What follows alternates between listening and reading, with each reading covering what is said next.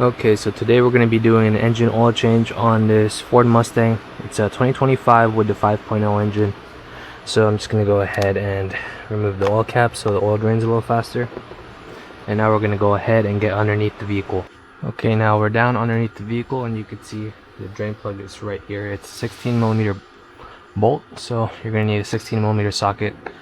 And you're going to need a drain bucket that's going to be large enough to hold all the oil in it. If your drain bucket is too small, it's going to cause oil to spill everywhere.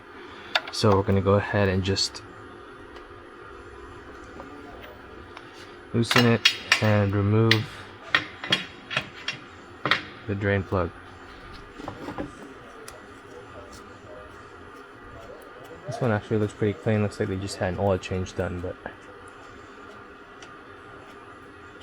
they want an oil change done. And now just let it drain until it starts to only have small drips left.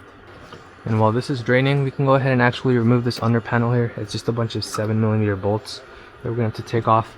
I believe the oil filter is somewhere above this under panel, that's why we're taking it off. Okay, so I have most of the bolts removed on here. One thing we're going to have to also do is remove these 7mm bolts on the side here. It is on both sides.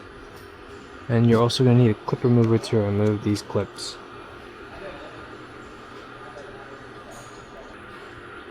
You probably know how to remove a clip, but I'm just going to show you anyways. So you're going to get a clip remover or a small flathead screwdriver to lift up this middle part. And now the whole thing pops out. Okay, so the drain pan only has a little bit of oil dripping out now, so we can go ahead and reinstall our drain plug. We are going to torque this down. The torque spec is 26 Newton meters. Okay, so 26 Newton meters.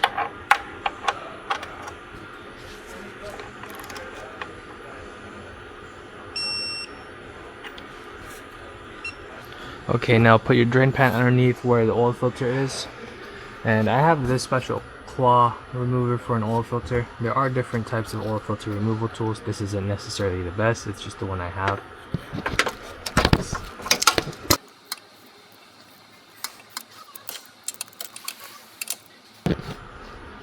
Now once you have it loose, you can go ahead and spin it off by hand. Be careful, oil is going to spill.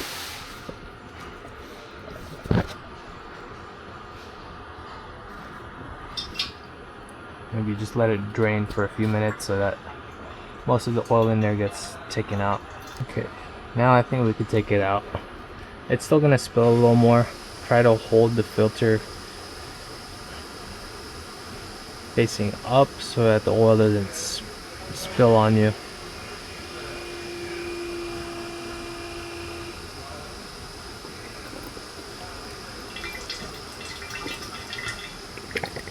Now just check the sealing surfaces of your oil filter housing. Just make sure there's no dirt or debris on there. If there is, clean it off with a rag and just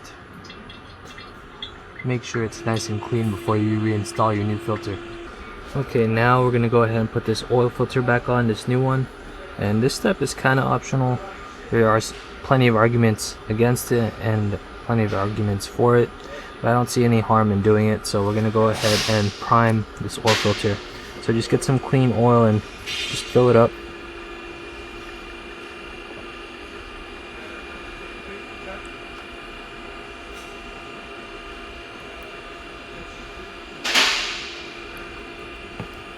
And get a little bit of oil on your finger and just put it around the seal so that it slides on easier.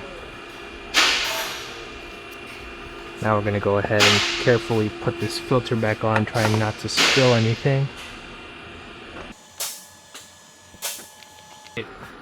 Snug. If you make it too tight, it makes it really hard to take it off the next time. And while you're down here, just any oil that was spilled, clean it up.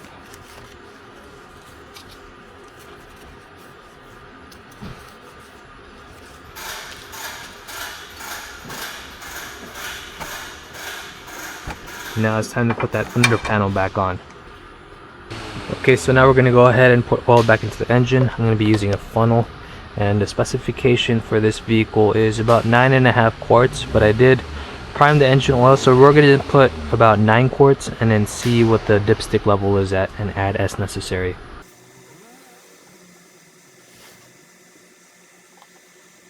Now we're going to go ahead and put in our second bottle. I forgot to mention, you can find on your oil cap the type of oil. We're putting in 5W30. And I did check oil capacity for this vehicle through all data, but always make sure online using your VIN number how much your vehicle takes. Sometimes they're a little different even though it's the same engine.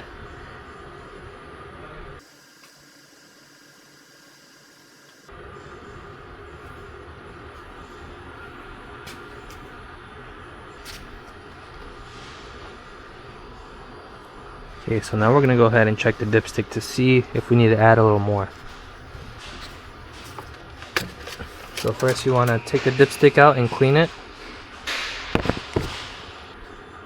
And we're going to go ahead and put it back in, and it should be the second dot to the right whenever the vehicle is full.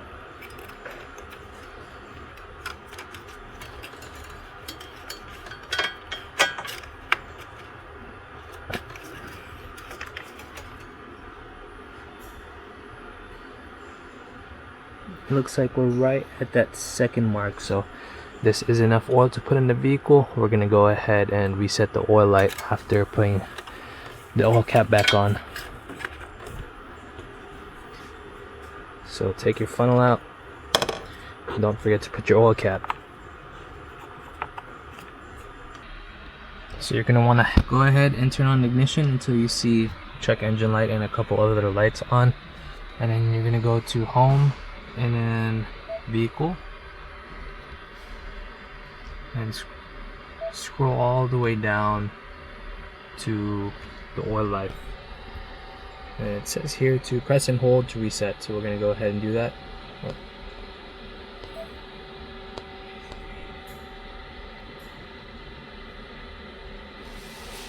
There you go, reset complete.